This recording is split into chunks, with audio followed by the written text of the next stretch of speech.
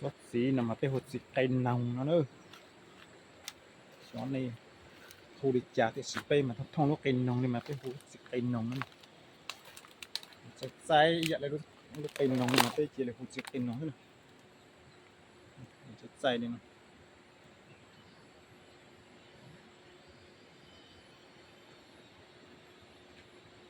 đấy nhá.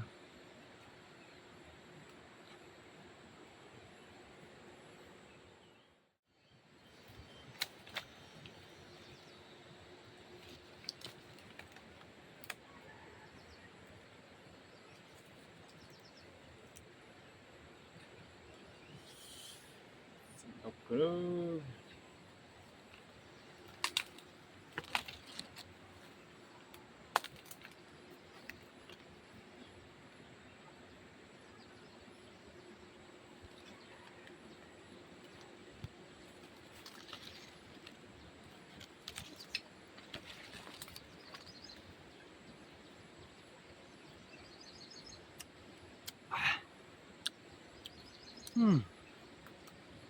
rất ngon nha.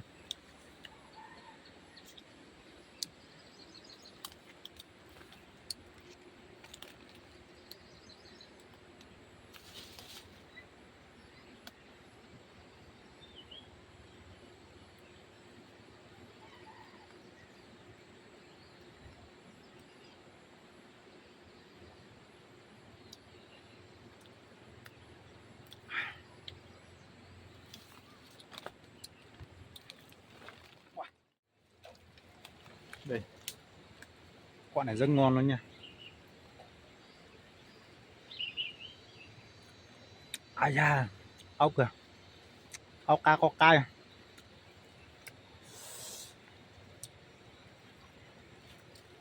xì trong xa nữa chúng nó mà xin tôi cho tôi cỗ xung nữa đây. Ui tin tết trên trừ tầm bọn nó nữa.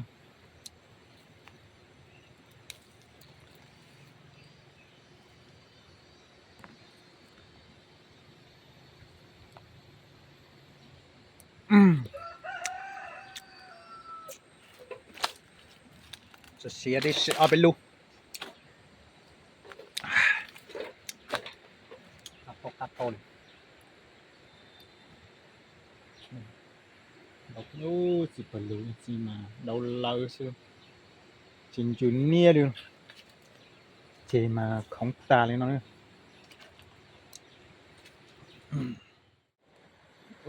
Này bỏ bỏ chặt xí này xí hết nữa cho cái tiêu của nhau tới chẳng này bỏ bỏ chặt xí hết nó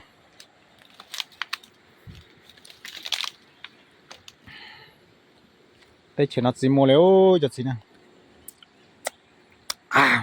ngon thế bắt đầu chín rồi.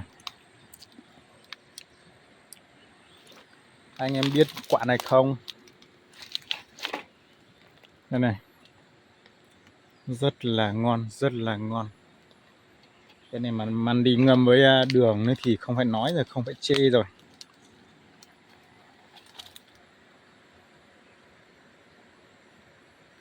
Năm nay quả cũng hơi nhiều, cũng hơi có quả nhiều.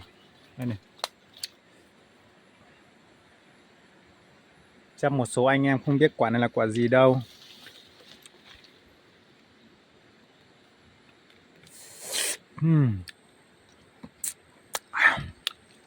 Cá cơ vừa ngọt vừa chua. Đây này, tầm một tuần nữa là rất ngon luôn nha.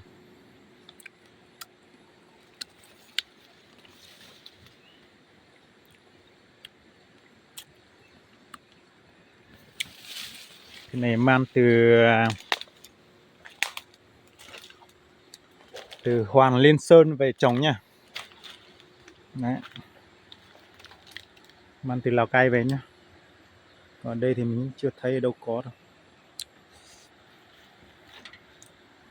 Cái này trồng được 10 năm rồi.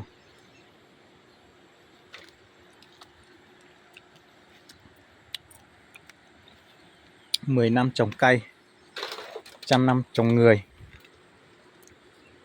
Đấy, 10 năm không mấy được ăn đấy. 10 năm, 10 năm. Lúc mang về thì bé đó nha. Lúc mang về trồng thì lúc mang cây giống về nó bàn này thôi, mà đúng một cái nhánh này thôi.